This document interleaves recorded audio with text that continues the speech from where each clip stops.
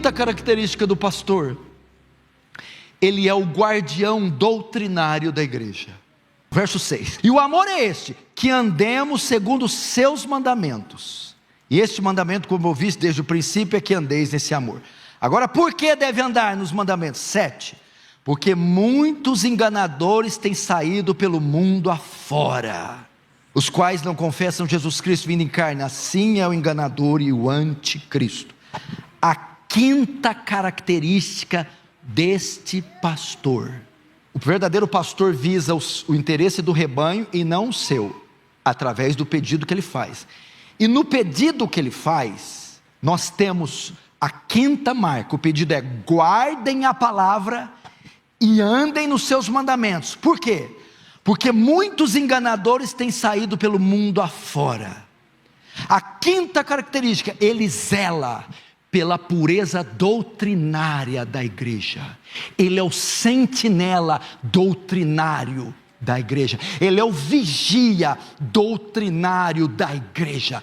Ele é o responsável por impedir que as heresias se infiltrem na congregação, que o povo seja seduzido por falsos livros, falsos seminários, falsos congressos, falsas pregações, falsas doutrinas. E João está aqui como maestro que era.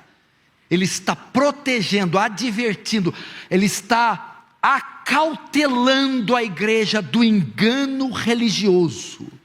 Como guardião da igreja, ele alerta a sua igreja, porque o perigo está por todos os lados.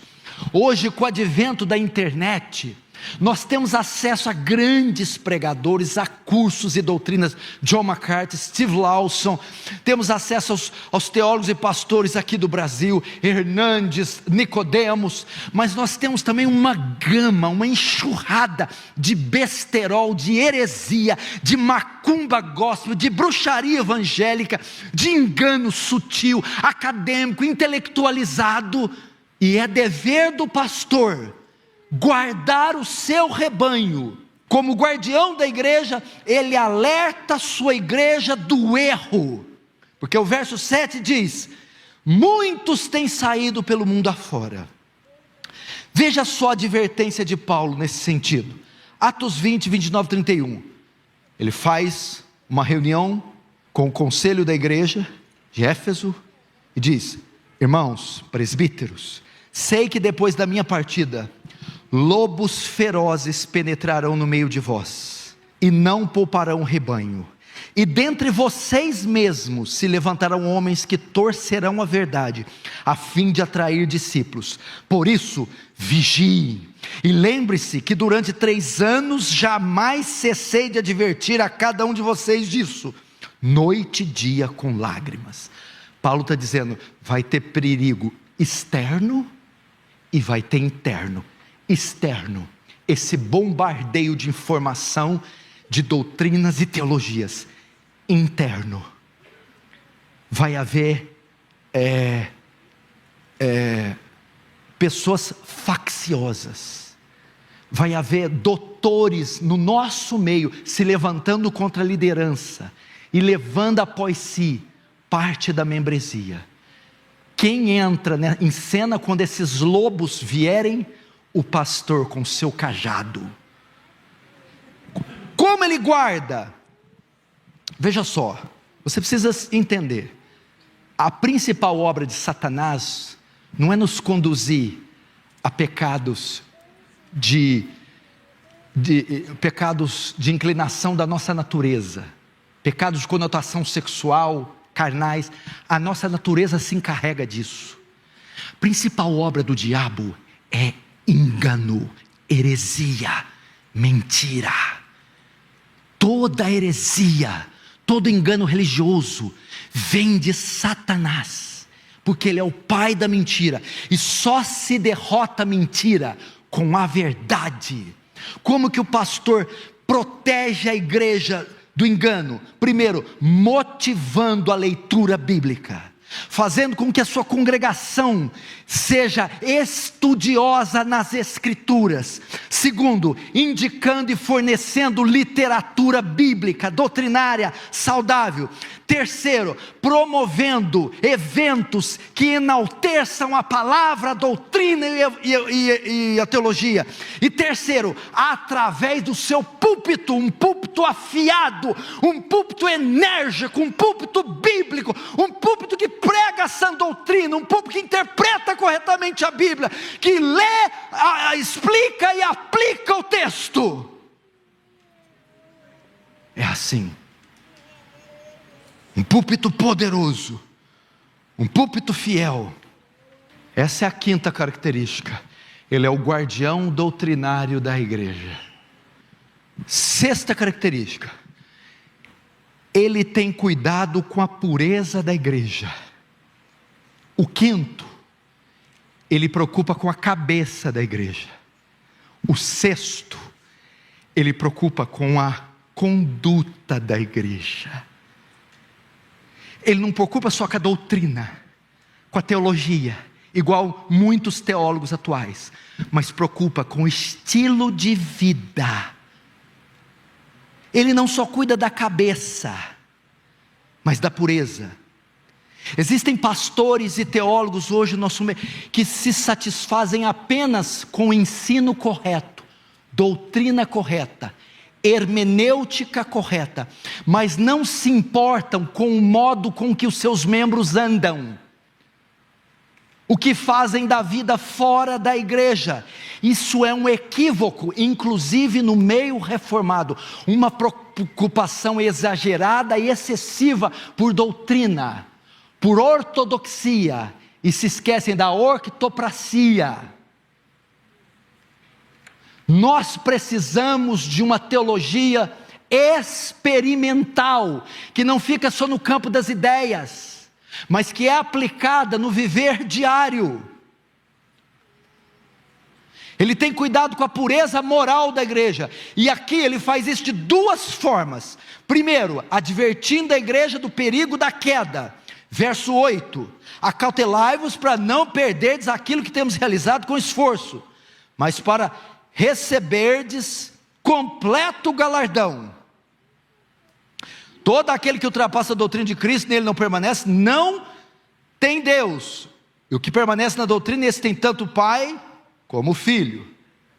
Primeiro, advertindo da queda. Cuidado, porque o texto diz: acautelai-vos para não perderdes aquilo que temos realizado com esforço, mas para receberdes o galardão. Cuidado, os pés podem se desviar. A ideia é que não brinca com pecado, não brinca com heresia, não brinca com engano. Vocês podem cair. E segundo, como ele cuida da pureza? Pedindo que se afastem daquilo que pode manchá-los. Verso 11: se alguém vem ter convosco que não traz essa doutrina, não recebeis em casa, nem lhe deis boas-vindas, porquanto aquele que dá boas-vindas faz-se cúmplice das suas más obras. João está dizendo: se afastem dessas pessoas, elas podem perverter seus caminhos.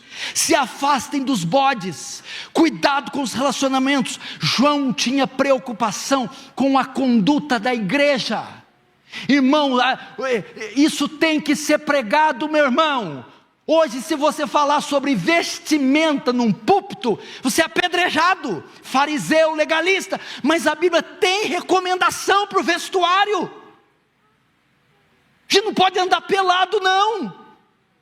A gente não pode frequentar qualquer lugar, não. Andar com qualquer gente, ver qualquer programação na televisão, não, irmão. Basta 2 horas de programa imundo para desfazer tudo que o pastor faz em uma semana de trabalho.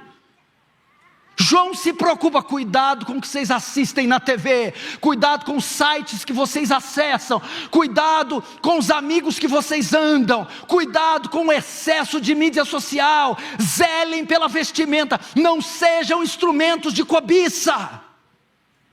É uma teologia que se preocupa com o corpo. Ah, pastor, você vai usar o termo corpo? O senhor está louco. É verdade.